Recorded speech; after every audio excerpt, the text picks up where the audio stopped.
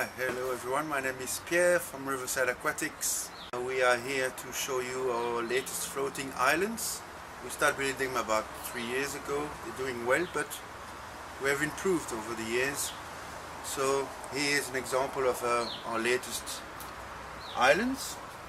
This is a 1 by 1 square meter, and it is made of as much as possible natural products or ingredients. In this case we got a natural geotextile, that's the outer envelope, in which we built it with the following products. What we do first is build a frame with bamboo poles. You can also use a Spanish reed, it works very well too. So that's a first device for buoyancy. And then we weave these. This is closed cell foam. That's what they use to do live vest and such. It has great buoyancy properties. But lately we have decided to use these, which are kind of pool noodles that everybody knows, but they're much thinner. And that allows us to weave it in the same way as those. Both of them are recycled, these and these. So that is where the logic comes as well. Now, the last ingredients that we use to build the matrix is these. This is cocoa fiber and cocoa peat. This will allow the plant to settle itself nicely onto the island. Now we're going to vegetate the island with an assortment of what we call marginal aquatic plants, moisture-loving plants. In this case today we've got some miniature papyrus, also called Cyprus prolifer. We got restios and some Apium beruca here, and also this is the Acorus calamus variegata. It's a Japanese plant that's got medicinal properties. So what we're going to do now is start vegetating the island, which is fairly simple. First we're going to create a cavity like that. That's perfect, right? And take the plant out. Gently take it out of the bag. Remove most of the soil away. Be very gentle with the roots.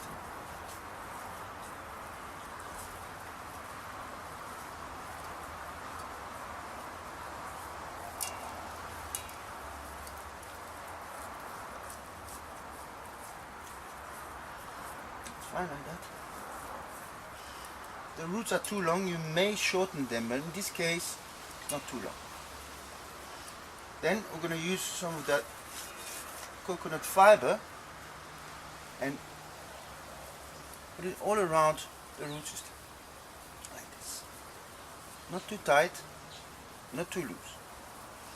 Then we're going to dip it in this worm paste that will obviously increase the microbial content. It's totally organic, and here we are. You can now plant this onto the island.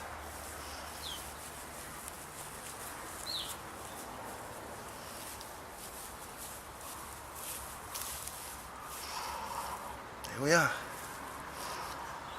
Okay, and now it sits and it won't come off. That's right. It's very steady now. And so how many of these plants would you put on 1 meter by 1 meter? Our recommendation is 8 plants per square meter. You can have more, but that's the norm. So that's what we're going to do today, is vegetate this island with 8 plants. The assortment is 4 different kinds, so we're going to put 2 of each. Hello again. Now the island is vegetated, we can now launch it onto this natural swimming pool. So here we go.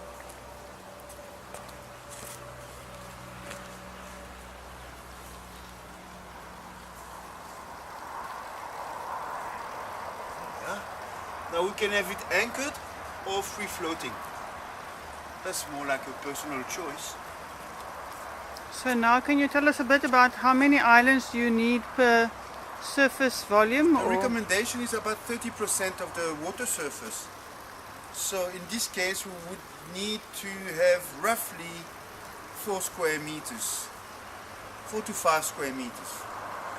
What you can see floating here on the water surface is some coco peat, but it will go down very quickly.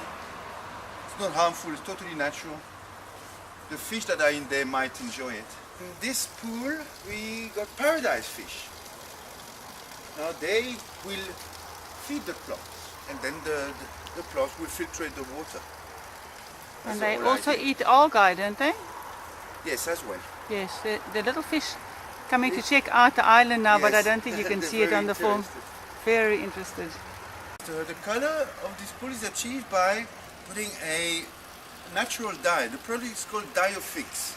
So what it does, it creates a reflection pond. Anything that's around the swimming pool is enhanced because of the dye. When it comes to the effect, that dye will break the sun rays, and therefore there's less photosynthesis and therefore less algae growth. So that's the double effect of the So it's not dye just fix. cosmetic, it also Yes. helps to keep the water clean. And how much Diafix does one put in a pool? Well, in this pool, which is about 40 cubes, the initial dosage would be about 80 mil, if I'm not wrong, but the cost is very affordable.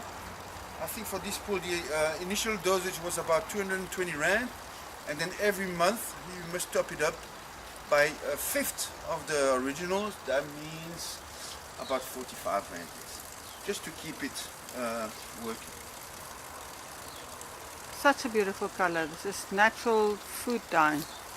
Yes, safe for plants and animals. Right, and they can get the Diafix also from Riverside Aquatics. Yes, that's right. We got the 3 different ones. This is the blue one, then we got the shadow one, which is the one that most people that enjoy koi ponds and such would use because they love to look at their fish. Then we've got the black one as well, which gives us the biggest reflection effects. Don't worry, your hand or your body won't get blue or black because you swim in there. It doesn't stick to the... And you can drink it. I mean, if you have a sip of it, it's fine. This is a very small bubbler that increases the oxygen content into the swimming pool. And it runs on very low voltage, so the energy usage is very much limited, and it balances the ecosystem. Take note, this is very much a swimming pool. It is swum in every day, so it's not an ornament. Then we've got the regeneration area. I've created a wetland on the side, but that's not necessary. If you have enough floating islands, you don't need that. Of course, this takes a while to come into effect. The roots will take about a month to go through the matrix and then hang under the matrix. So patience is the key here. Now my first floating island that was on this pool is now perched in the corner here. This is what it looks like eventually. Very, very beautiful. It's now incorporated into the wetland.